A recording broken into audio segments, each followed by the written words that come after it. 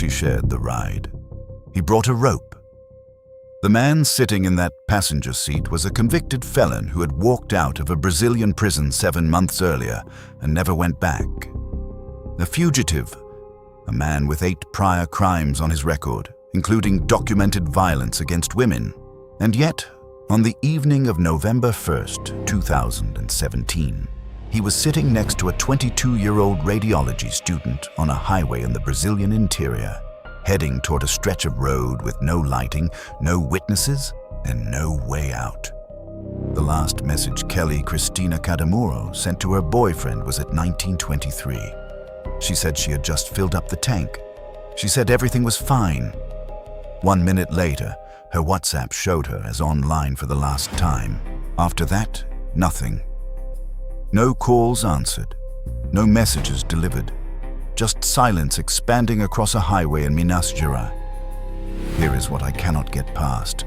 The system that was supposed to be monitoring this man failed him out into the world. No ankle bracelet, no tracking, no supervision. The state had handed him a temporary exit from prison in March of that year, and when he did not return, nobody came looking. Nobody raised an alarm. For 7 months, he moved freely. He joined rideshare groups on WhatsApp. He told women he was traveling with his wife. He was, by every indication, hunting. And the question that this case forces me to sit with is not just who killed Kelly Cadamuro. It is, how many systems had to fail simultaneously for that rope to end up in his bag on that particular November night? My name is Harrison Cross. This is the Blackout Tapes.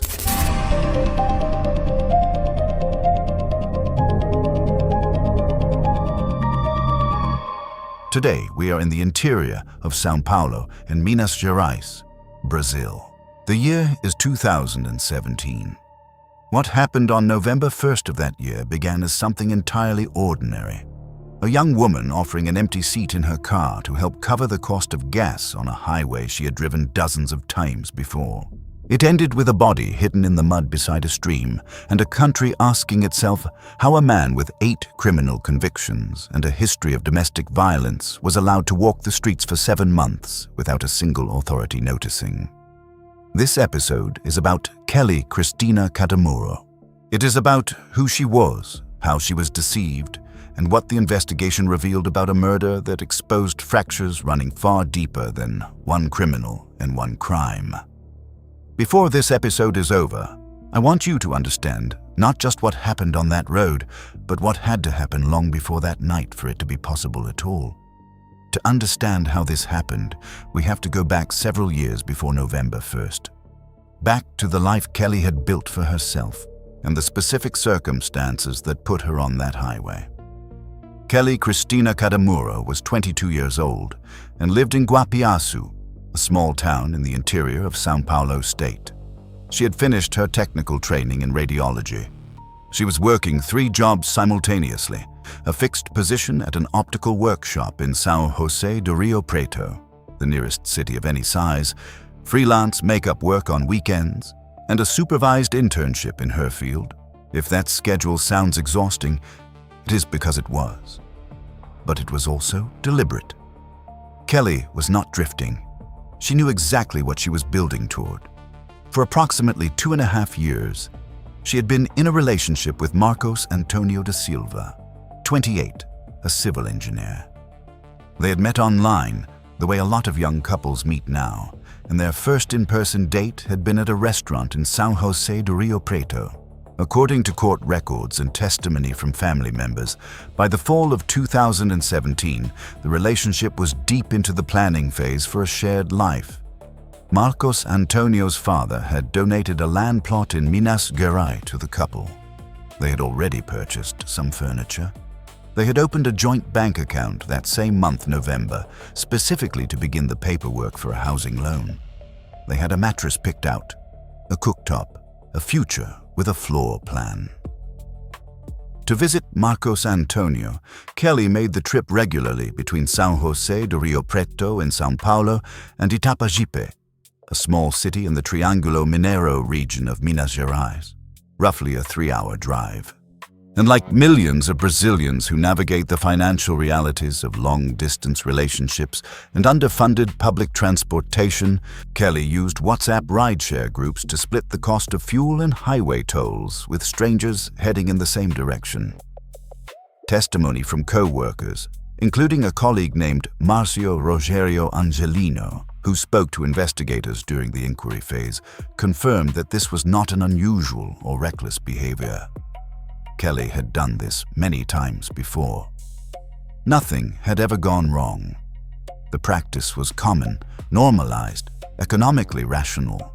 The informal carpooling economy that existed in those WhatsApp groups was built on good faith, on the assumption that people are who they say they are. That assumption is the entire foundation.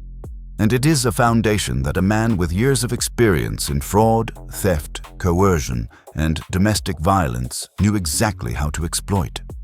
On September 29, 2017, Kelly posted a message in a rideshare WhatsApp group. According to records extracted from the application and reviewed by the police technical team during the criminal inquiry, the formal investigative phase in Brazil's legal system, led by a chief investigator called a delegado, in this case, Fernando Vettorazzo. The message was direct. She was traveling from Rio Preto to Itapajipe on Wednesday, November 1st, departing at 1800 hours. She was offering seats. Jonathan Pereira do Prado saw that message. According to the confession he later gave to police, and I want to be very clear that what follows is based on his own statements to authorities, corroborated by forensic and surveillance evidence. Prado joined that rideshare group with a premeditated purpose. He was not looking for a ride. He was looking for a target, according to the investigation conducted by Delegado Bruno Giovannini de Paula, the lead investigator assigned to the case after the body was found. The technical police team rejected the hypothesis that this crime was opportunistic or impulsive. The planning was established before any contact was made with Kelly. The evidence they pointed to: Prado had a thick rope in his backpack when he got into that car. He brought it from home. That detail has stayed with me throughout every piece of documentation I have reviewed on this case. You do not pack a rope for a 3-hour ride. That rope was the plan. Prado was 33 years old.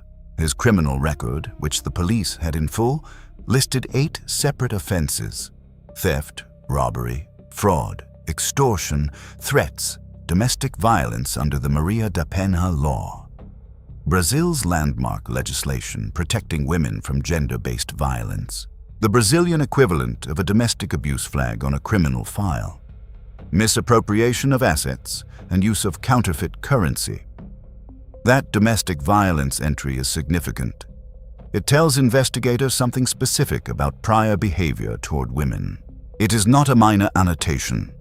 And yet this man had been granted a temporary prison release in March of 2017 through a provision of the Lei de Execução Penal, Brazil's prison execution law, the statute that governs how sentences are served and how inmates can earn supervised freedoms while transitioning toward release. The provision in question, known colloquially as saidinha, meaning a short exit, allows eligible inmates in semi-open regime to leave the facility temporarily for purposes of family reintegration. When Prado failed to return by the stipulated date, he became a fugitive. No electronic monitoring had been required as a condition of the release, no GPS ankle bracelet, no system that would have shown the state exactly where he was going. For 7 months after that, he was invisible to every official apparatus that should have been tracking him.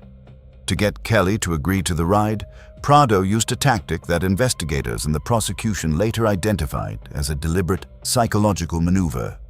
He did not contact her as a single man traveling alone. He told her, through WhatsApp messages and phone calls, that the seat would be used by a couple, that he would be accompanied by his wife or girlfriend for the entire trip. Marcos Antonio, Kelly's boyfriend, told investigators that Kelly had no photograph of the passenger. The arrangements had been made primarily through phone calls, and during those calls, a female voice was apparently involved in the negotiation. either a real woman participating in the planning, or Prado himself mediating to create that impression. This is one of the open threads in the investigation that the family never accepted as fully resolved. I will come back to that. The psychological logic of the deception is not subtle, but it is effective. A woman agreeing to share a long highway drive with a male stranger carries a natural assessment of risk. The presence of another woman in the vehicle changes that calculation almost automatically. It is a mechanism of social reassurance, and it worked. Kelly agreed to the ride. On the afternoon of November 1st, Marcos Antonio sent her a text message. Court records show he used the word cuidado, be careful. He already knew the companion's setup. Something about the arrangement bothered him enough to say it. That is the kind of detail that does not leave you. At approximately 1800 hours on November 1st, Kelly arrived at the meeting point, the Praça Cívica, the main civic square in the center of São José do Rio Preto. Jonathan Prado was there. His wife was not. He told Kelly the woman had cancelled at the last minute, a sudden change of plans. He pressed to continue with the journey anyway. According to his later confession and the reconstruction by investigators, Kelly was placed in an acutely uncomfortable social position. She had made a commitment, the departure time was upon her, and the man standing in front of her was insisting with the kind of calm urgency that is hard to push back against in a parking lot at dusk. She let him in. At 18:35, she sent Marcos Antonio a WhatsApp message informing him that the woman had backed out and that she was traveling alone with the man. Court records show that this message was sent from her device and received on his. At 19:15, surveillance footage from a gas station on the BR-153, a major federal highway connecting the interior of São Paulo to Minas Gerais, in the town of Nova Granada, captured the vehicle stopping. Kelly went inside the convenience store. Prado stayed outside and was seen on camera speaking with a fuel attendant. The interaction was brief. There is nothing in the available footage that indicates alarm at that moment. Two people at a gas station. Everything looks like an ordinary stop. At 19:23, Kelly sent her last active message to Marcos Antonio. She told him she had refueled. She was continuing the trip. At 19:24, her WhatsApp status showed her as online for the final time. After that point, the application logs show no further activity from her account. Marcos Antonio tried to reach her repeatedly through the evening.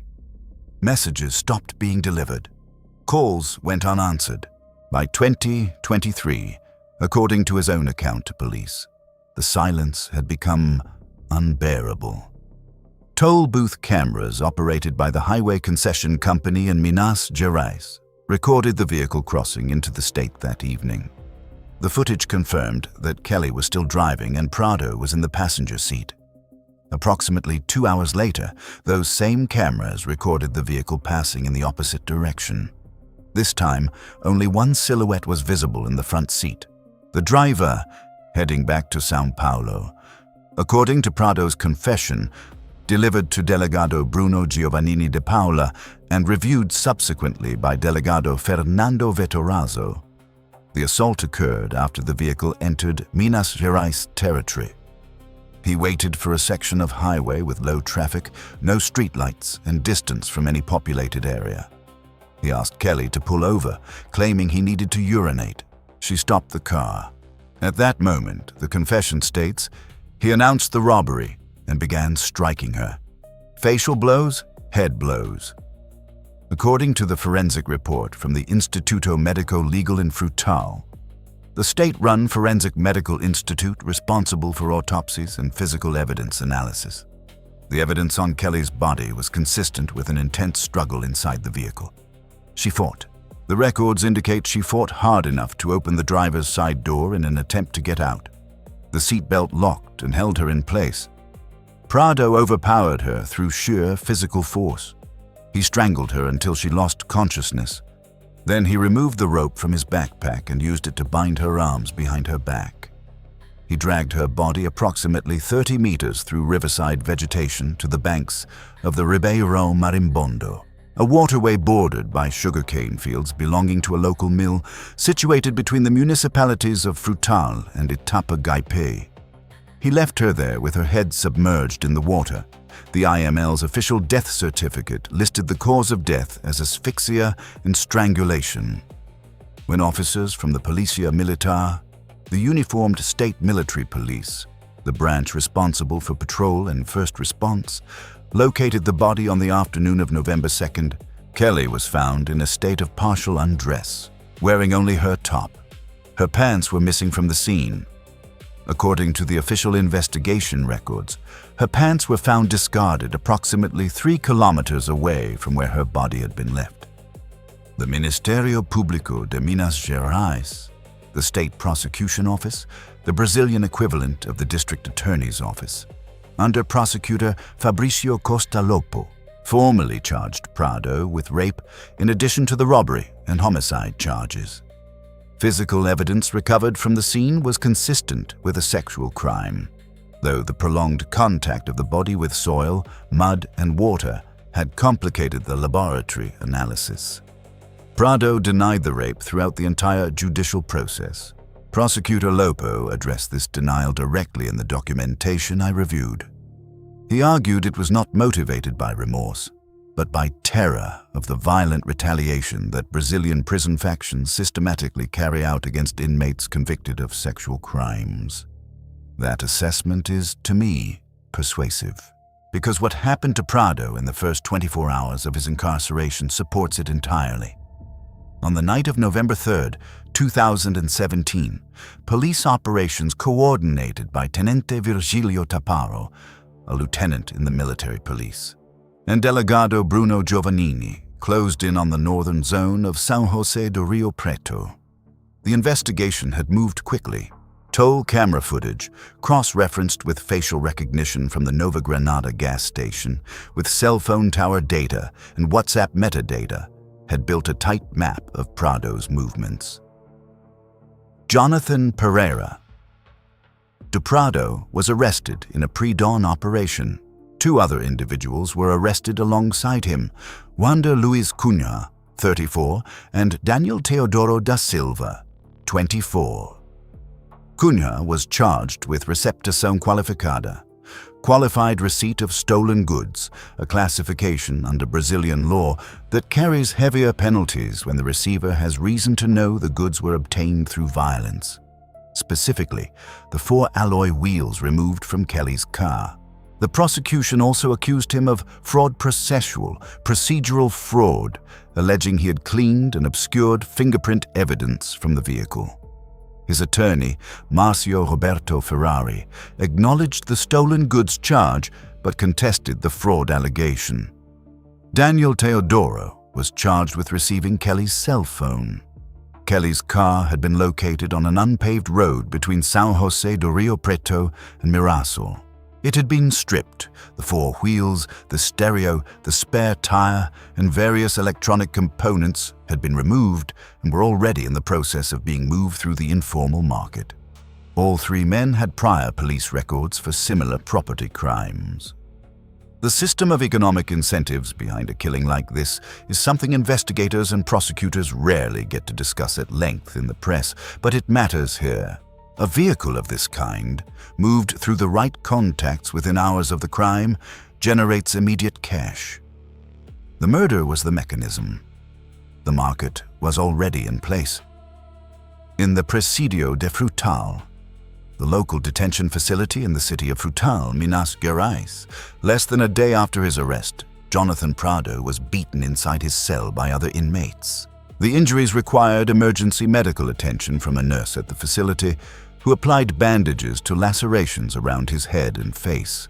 The prison administration transferred him to protective isolation. Investigators from the Policia Civil, the civilian detective branch responsible for criminal investigations, distinct from the uniformed military police, requested that he be kept in Frutal rather than transferred to a distant facility, because they needed to conduct additional witness hearings and a formal on-site reconstruction of the crime. I find myself unable to process this sequence without a certain darkly specific feeling. The state could not find this man for 7 months while he was free and preparing to kill someone. Once he had killed someone, the state mobilized immediately to protect him from being killed by other prisoners. I am not suggesting what the outcome should have been. I'm simply noting what the failure reveals about where the energy of the system goes and where it does not. Now I want to tell you about the questions that Kelly's family refused to let go. The police investigation moved efficiently toward a single perpetrator. Jonathan Prado confessed. The forensic evidence, the cameras, the cell data, all of it converged on him as the sole executor of the crime. But the family of Kelly Cadamuro hired a criminal attorney named Jorge Argemiro de Sousa Filho to serve as assistente de acusação, a formal legal figure in the Brazilian criminal system who joins the prosecution as an independent party, able to submit evidence, cross-examine witnesses, and appeal decisions on behalf of victims' families. And what he found when he inspected the vehicle troubled him. The car had been released from the police lot about a month after the crime. When Sousa Filho examined it, he documented several things. A linear cut in the upholstery of the rear seat, the kind of mark that could indicate a blade had been used inside the vehicle. A plastic wrapper resembling a condom package found under one of the seats. Stains on the exterior driver's side door described as consistent with vomit. The family also raised a separate concern. Communication records, they said, showed that at least one phone call had been placed from Kelly's device after the time the IML established as the window of her death. A call from a blocked number. They submitted a formal request for the full telephone records of all associated lines to be examined with the goal of tracing any possible accomplice. And then there was the toll camera footage. The family engaged an independent expert to apply digital enhancement techniques, contrast filters, volumetric analysis, to the images from the Minas Gerais toll booth. They wanted to determine whether the tinted windows of Kelly's vehicle might have concealed a third person in the back seat during the outbound journey, or the return. They also pushed back on the police explanation that the female voice in the telephone negotiations had been Prado himself disguising his speech. Family members argued there were linguistic patterns in those calls inconsistent with a single male speaker and dissimulation. I'm not in a position to say whether a second or third person was present in that vehicle. The prosecution and the forensic record as presented in the criminal proceedings did not find evidence sufficient to charge anyone else with the homicide itself. But I also think this family was not simply grieving and grasping. They were looking at anomalies that the official investigation, once it had a confessor, had limited institutional motivation to fully pursue. That dynamic is not unique to Brazil. It is not unique to any country. When someone confesses and the timeline holds, the pressure to keep pulling the thread drops off. The family kept pulling. The criminal proceedings were conducted before the Vara Criminal da Comarca de Frutal, the criminal court division of the judicial district of Frutal, the equivalent of a county criminal court, presided over by Judge Luiz Gustavo Moreira. Much of the process was conducted under segredo de justiça, judicial secrecy, a formal protective order that restricts public access to proceedings in order to safeguard witnesses and preserve the integrity of ongoing evidence collection. The hearings were extensive. Among the witnesses called were Delegado Bruno Giovannini, military police officers from both São Paulo and Minas Gerais, the fuel attendant who had spoken with Prado at the Nova Granada gas station on the evening of the crime, Kelly's uncle, and Marcos Antonio da Silva, who had to sit in a courtroom and give testimony about the last messages he received from the woman he was building a house with. 2 other young women were also called to testify. These were women who had been in contact with Jonathan Prado through WhatsApp rideshare groups in the period before November 1st. They had received messages from him. They had, for various reasons, not agreed to the arrangements or had backed out before any trip took place. Their testimony was, according to prosecutor Fabricio Costalopo's account of the proceedings, foundational in establishing that Kelly was not the first name on a list. She was a selected target in what appeared to be an active and ongoing process of identification and approach. Prado had been testing vulnerability. He had been measuring who would say yes. When Jonathan Prado appeared before Judge Luis Gustavo Moreira and confronted the full weight of the evidence against him, his posture was described by Prosecutor Lopo as cold, composed, and highly articulate. He attempted to walk back portions of his original confession. He claimed that another person had been involved in the crime. In the most cynical move of the entire proceeding, he tried to implicate one of Kelly's former boyfriends. It is a tactic that requires a complete absence of shame to deploy in a room where surveillance video, cell tower data, and toll booth footage have placed you and only you in the vehicle at the time of the killing. The argument collapsed immediately. On September 19, 2018, Judge Luis Gustavo Moreira sentenced Jonathan Pereira do Prado to more than 45 years of incarceration in a closed regime. The charges that resulted in conviction included latrocínio, the Brazilian legal classification for robbery, followed by death, which carries heavier sentencing than homicide alone because it links the killing directly to the property crime. Rape, procedural fraud, and concealment of a corpse. Kelly's uncle, speaking to reporters outside the courthouse, used the word alívio. Relief. Not justice. Relief. There is a difference. In the days after Kelly's body was found, something happened on social media that is worth understanding as part of this story. Before the funeral, before the arrest, before anyone had a complete picture of what had occurred, a wave of commentary spread through the same WhatsApp networks and Facebook pages that Kelly had used to organize her trips. Much of it blamed her. Users questioned the decision to give a ride to a stranger, suggested that her behavior had been imprudent, implied that what happened to her was a predictable consequence of the choices she had made. I want to be direct about what that is. It is a cognitive defense mechanism, and it functions as a form of moral cowardice. If the victim did something you would not do, then the violence becomes something that could not happen to you. If she was imprudent and you are careful, you are safe. The problem is that Kelly Katamuro was not imprudent by any reasonable standard, says she had done the same thing dozens of times. She requested a couple, not a single male traveler. She sent location updates. She kept her boyfriend informed. She was doing everything right. She was deceived by a man with specialized criminal expertise in deception, who had been released into the world by an institution that had not equipped itself to monitor him. The response from the community around Frutal was different. On November 5th, the Sunday following the discovery of her body, a group of residents organized a vigil at the main church square in the center of Frutal. The organizer, a local resident named Luciano Alawan, coordinated the event with support from religious missions in the area. Dozens of people gathered. They formed a procession and walked a symbolic portion of the highway route toward Itapajipe, the road Kelly had been trying to reach. The explicit purpose of the vigil, as stated by its organizers, was to contest the narrative circulating online and to restore Kelly's memory as a person of good faith and community spirit. The family could not attend. They were still in the depths of acute grief, but they received the gesture. Marcos Antonio spoke to the press in those days. It cannot go unpunished. He was not speaking only about the sentence. He was speaking about the system that had made it possible.